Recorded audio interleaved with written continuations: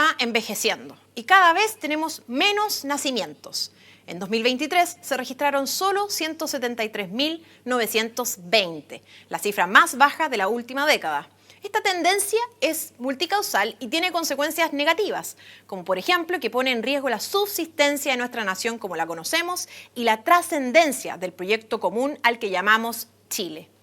Por otro lado, si la tasa de natalidad es baja, nacerán menos chilenos. Se producirá una reducción de la fuerza laboral y, en efecto, la contracción de la capacidad de la economía para hacer frente a las necesidades de quienes ya se han retirado del sistema en la vejez.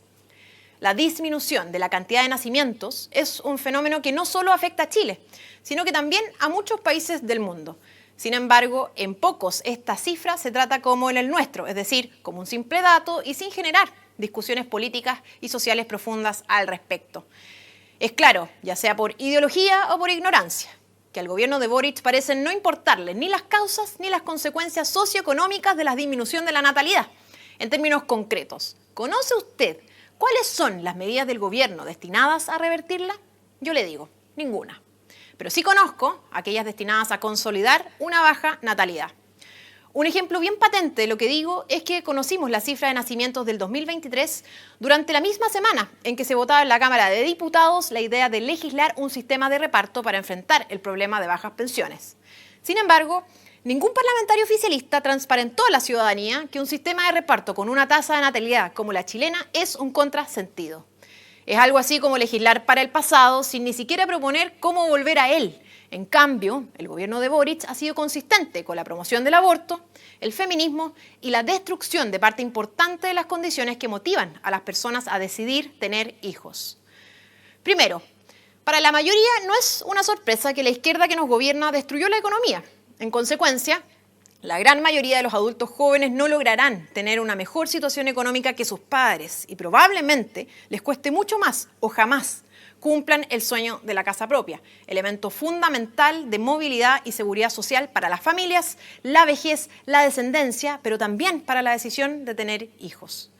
La verdad es que cuando no se recibe un sueldo conforme a la inversión que significaron los años de estudio, cuando no se tiene un buen trabajo, se teme perder el propio y no existen expectativas de que las cosas vayan a mejorar en el mediano plazo, es obvio que muchos decidan no tener hijos, puesto que pocos están dispuestos a traer al mundo a los pequeños a vivir en un ambiente de incertidumbre e inseguridad. Adicionalmente, la izquierda que nos gobierna terminó con el derecho de los padres de menos recursos económicos a elegir la educación de sus hijos. En consecuencia, como muchos padres no están dispuestos a someterse a la indignidad de la tómbola y, al mismo tiempo, no tienen los recursos para que sus hijos accedan a una buena educación, muchos deciden no tener más hijos. En el ámbito de la salud es más o menos lo mismo. La izquierda ha perseverado en destruir la salud a la que muchos chilenos acceden pagando un poco más que lo legal para proteger a su familia, mientras las listas de espera aumentan día a día y el gobierno, muy suelto de cuerpo, esgrime que se trata de un problema estructural y que por tanto no sería su responsabilidad. Por otro lado, en el caso particular de las mujeres, es cierto que muchas deciden libremente no tener hijos porque simplemente no forma parte de su proyecto de vida. Sin embargo, hay otras que deciden no ser mamás porque a todas las circunstancias descritas anteriormente se suma que el camino posterior a la decisión de ser mamá suele ponerse cuesta arriba en distintos ámbitos, sobre todo cuando las mujeres debemos enfrentar el futuro sin el apoyo en sentido amplio del padre de nuestros hijos. La verdad es que en Chile no existen políticas públicas potentes pro familia que permitan vivir la maternidad, sobre todo los primeros años, sin sacrificar la estabilidad económica presente o el desarrollo laboral futuro. Por eso indigna que proyectos como la Sala Cuna Universal se propongan sin la libertad de elección para los padres y condicionada a la aprobación del alza de impuestos del ministro Mario Marcel, cuando todos sabemos que los recursos se hacen agua dentro del Estado, como por ejemplo a través de las pensiones de gracia entregadas por decisión del presidente Boric a delincuentes condenados por la producción de material pornográfico infantil u otros delitos. Las políticas públicas como la Sala Cuna Universal con libertad de elección, las destinadas a promover la corresponsabilidad en la crianza y las que permiten equilibrar la vida familiar y laboral de los padres, así como también fomentar una participación más activa de otros miembros de la familia en la crianza, como los abuelos, deben complementarse con incentivos económicos generosos que faciliten en la práctica la vida de quienes deciden tener hijos. Por ejemplo, a través de asignaciones directas mensuales por hijo durante los primeros años de vida de este y, ¿por qué no?, progresivas por cada hijo adicional. Es inadmisible que Chile destine cuantiosos montos para promover el trato estatal inhumano a mujeres embarazadas en situación de vulnerabilidad, ofreciéndoles abortar, pero muy pocos pesos a fortalecer y dar más libertad a las familias que deciden tener hijos. Sinceramente, es muy penosa la mirada reduccionista y elitista que ha primado el último tiempo en la izquierda sobre esta materia, especialmente dentro del colectivo feminista, ya que califican como avances o retrocesos las políticas públicas en esta materia, según cuánto se avance o retroceda con respecto únicamente al aborto libre, en circunstancias que las necesidades de las mujeres son mayoritariamente otras, como mejores condiciones de vida, seguridad, sueldo y trabajo, sobre todo para aquellas con menos recursos económicos y con menos estudios. Es inhumano promover desde el Estado el aborto como una medida de salida inocua a los embarazos vulnerables, oculta tras la supuesta libertad de disponer del propio cuerpo cuando, primero, en realidad se trata de la disposición de la vida de un tercero inocente. Y segundo, genera consecuencias peligrosas y dolorosas, tanto físicas, porque no hay aborto seguro, como mentales, ya que pocos hablan de la depresión post-aborto, sobre todo en el caso de mujeres que han sido presionadas o inducidas, incluso desde el propio Estado, que no ofrece más alternativas, a terminar con la vida de sus propios hijos. También es reprochable la pasividad de parte de la derecha en este asunto, ya que en muchos casos se ha sumado irreflexivamente a las demandas de algunos grupos feministas que en la práctica no solucionan ninguno de los problemas que afectan en mayor medida a las mujeres, como la violencia intrafamiliar. Es decir, ¿qué tienen que ver las cuotas para mujeres con cargos de representación en el Parlamento, directorios de empresas o partidos políticos con este tipo de problemas? ¿Qué tienen que ver los bailes y los cánticos ofensivos en las plazas públicas, como el que trata a todos los hombres como violadores, con las dificultades reales que enfrentamos diariamente las mujeres? Nada.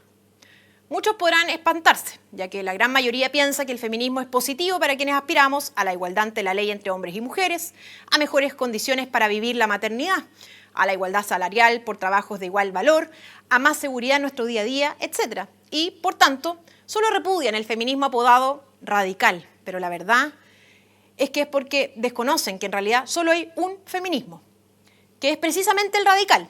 que se aprovecha de los distintos dolores que afectan a las mujeres, victimizándolas, debilitándolas para lograr que suscriban soluciones que en la práctica no son tales, porque primero se fundan en la promoción del odio y el resentimiento, y segundo, en la destrucción de la naturaleza de las mujeres a través de la minusvaloración de nuestras características psicológicas y biológicas propiamente femeninas. Por eso el feminismo repudia la maternidad, cuestión criticada incluso por algunos miembros del propio colectivo, como la autora Esther Rivas, quien ha señalado que el carácter biológico de la maternidad incomoda al feminismo y que, entre comillas, por supuesto, esto es una cita textual,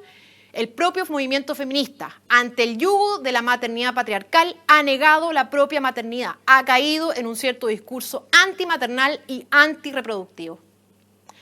Ahora bien, esto no solo afecta a la tasa de natalidad, cuestión que para esta parte de mi análisis no es relevante, sino que atenta contra la aspiración natural e instintiva de millones de mujeres de ser mamá, al eliminar la maternidad como un camino legítimo y válido entre las mujeres modernas y, de hecho, uno de los caminos más notables para la realización personal y la felicidad.